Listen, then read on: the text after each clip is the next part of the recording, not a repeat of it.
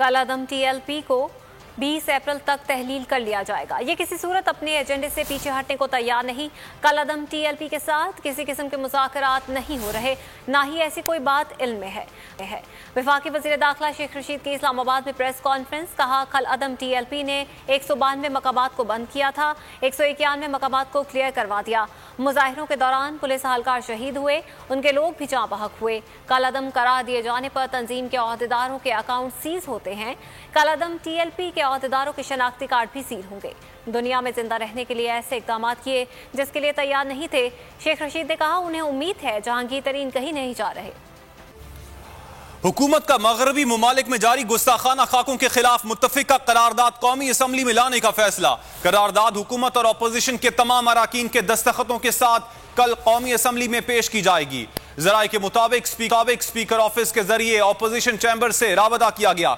इस हवाले से बिजनेस एडवाइजरी कमेटी ने मामले पर गौर और हतमी मुसविदा मुरतब करके तमाम पार्लिमानी लीडर्स के दस्तखतों से मुसविदा तैयार किया। कमेटी इजलास में कबल अपोजिशन रहनुमाओं को आगाह किया जाएगा। करारदाद की मंजूरी के बाद अराकीन को इजहार ख्याल के लिए मुख्तसर वक्त भी दिया जाएगा। शहबाज शरीफ की जमानत के मामले पर मरियम औरंगजेब और शहबाज गिल आमने सामने आ गए। शहबाज गिल ने कहा, नून लीग ने रोना पीटना मचाया हुआ है, इन लोगों ने अदालती फैसलों पर झूठ बोला। लीगी तर्जुमान ने शहबाज गिल के बयान पर तौहीन अदालत की कार्रवाई का मुतालबा कर दिया। सवाल किया, शहबाज गिल की क्या कानूनी हैसियत है? जमानत का ऐलान हुआ था, आप किराए के तर्जुमान हैं। मरियम औरंगजेब साहबा ने एक स्टेटमेंट दी और फैसले पर अपनी तशवीश का इजहार किया। तो इनकी ये जो तशवीश और इनकी तशवीशनाक हालत है, इस पर आवाम को आगाह करना बड़ा जरूरी था कि अदालत के फैसले पे पहले इन लोगों ने खुद झूठ बोला। शहबाज गिल साहब, आप कौन हैं? आप किस हैसियत में लाहौर हाई कोर्ट के फैसले के ऊपर तर्जुमानी कर रहे हैं? आपकी क्या कानूनी हैसियत है? आपकी क्या औकात है? अदालत के फैसले पे पहले इन लोगों ने खुद झूठ बोला। अब ये रंग ये देना चाह रहे हैं जैसा कि शायद मोअज़्ज़िज़ जजेस ने अदालत में फैसला सुनाया कि शायद बाद में उसमें कोई तब्दीली आई। कभी कानूनी तारीख में ऐसा नहीं हुआ लाहौर हाई कोर्ट की वेबसाइट के ऊपर अलाउड लिखा हो और उसके 3 दिन के बाद इख्तलाफी नोट सामने आया हो कि बेल अलाउड नहीं हुई और ये रेफरी जज को जाएगी। दोनों जजेस ने अपने एक डाइसेंटिंग नोट में और एक अप्रूव्ड बेल के ऑर्डर्स में दोनों ने लिखा है कि बेल अनाउंस की गई थी। राना सनाउल्लाह तमाम लोग कोर्ट में मौजूद थे, उन सबको पता है कि ये फैसला जजेस साहबान ने नहीं सुनाया था, नायब कासिद ने आके ये फैसला सुनाया था। और ये जस्टिस गुराल की जो जजमेंट है उसके पहले पेज पर बड़ा क्लियर लिखा हुआ है। उन्हें थोड़ी सी इस पे हैरानी भी हुई थी क्योंकि उन्होंने बेल को अग्री नहीं किया था। शहबाज गिल साहब, आपकी नौकरी 4 दफा तो फहरिस्त आ गई है म्यूजिकल चेयर काबीना रीफ शफल की, आपको कोई वजारत नहीं मिली क्योंकि जिनको रखा ही किराए की तर्जुमानी झूठ बोलने के लिए हो उनको वजारतें नहीं मिलती। गुलूक्रेसी माइंडसेट है, ब्यूरोक्रेसी को धमकियां दे रहे हैं। जाती उम्रा की सैकड़ों केनाल अराजी का इंतकाल जाली है। इसी किस्म की वारदात राना सनाउल्लाह ने अपने डेरे पर डाली हुई है। रहनुमा पीटीआई फारूक हबीब की मीडिया से गुफ्तगू। कहा कि हमेशा कहा मिठाई खाने से पहले सोच लें। महकमा अनहार की अराजी पर कब्जे का मामला भी खुलने वाला है। हुकूमत कानून पर अमल दरामद से पीछे नहीं हटेगी। अपने अकाउंट्स को छुपाया है पीएमएलएन ने, पीपल्स पार्टी ने। वो 12 अकाउंट्स का पीएमएलएन बताए कि वो 12 अकाउंट्स उन्होंने इलेक्शन कमीशन के फॉर्म 1 में क्यों नहीं डिक्लेयर किए। उनके अंदर आने वाला करोड़ों अरबों रुपया किस फॉरेन फंडिंग से हासिल किया गया।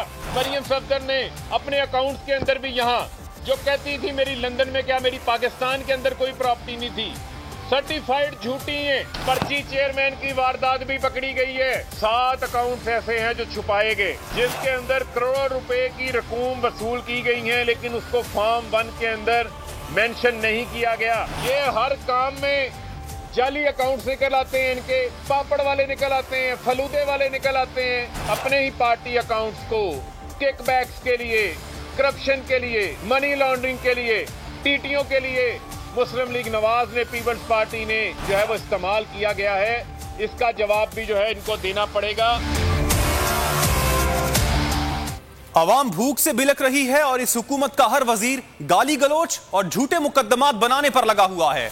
नून लीग के रहनुमा एहसन इकबाल हुकूमत पर बरस पड़े। एहसन इकबाल ने नारोवाल में बातचीत में कहा, इमरान खान के पास एक ही रास्ता है कि वो इस्तीफा देकर इज्जत से घर जाएं। लाहौर में 1 किलो चीनी के लिए मीलों कतार लगी है। अवाम भूख से, महंगाई से बिलक रहे हैं, लेकिन इस हुकूमत की तरजीह देखें कि वजीर आजम से लेके नीचे तक हर कोई ऑपोजिशन के खिलाफ गाली गलोच, झूठे मुकदमे बनाने पे लगा है। Imran is a NATO leader, no action talk only. तकरीरें करा लो, एक्शन 0/0, और वो समझता है कि पाकिस्तान सिर्फ उसकी तकरीरें सुन के लोगों का पेट भर जाएगा, लोगों को चीनी मिल जाएगी उनका नया खुतबा सुन के। आप एक जिद्दी हुक्मरान हैं, आप एक नफरत से चलने वाले शख्स हैं, आप एक नापरस्त शख्सियत है। इन रवैयों से हुक्मरानी नहीं होती। आप डटे रहें, हम आपका मुकाबला करेंगे। अब इमरान खान के पास एक ही रास्ता है कि वो इज्जत के साथ जाना चाहता है तो इस्तीफा दे, वरना अवाम का गैज़ो गज़ब उसे इस्तीफा देने पे मजबूर करेगा। पीटीआई की उल्टी गिनती शुरू हो गई है। ज़िमनी इंतखाबात में मुसलसल हार के बाद वफाकी काबीना में बहरानी कैफियत और पंजाब में जहांगीर तरीन ब्लॉक सामने आ गया।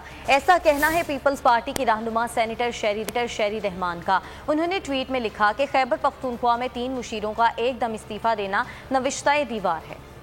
ए नूरे खुदा, नूरे बसीरत की तलब है, रमजान का सदका तेरी रहमत की तलब है। मख्फी हैं इसी माह में रहमत के करीने, गर्दाब से निकले हुए बख्शिश के सफीने, गोया हैं तेरे इश्क में हम सब बराबर, मजलिस को तू गुलदस्ता फिरदौस बना दे, रिंदों को सनाए शहलौलाक पिला दे, तू शम्मे कलम को यदे बैज़ाई अता कर, बच्चों को तो इफ्तार में तस्नीम अता कर। रमजान मुबारक की खुसूसी नशरियात रमजान में बोल, सिर्फ बोल एंटरटेनमेंट पर। रमजान में बोल।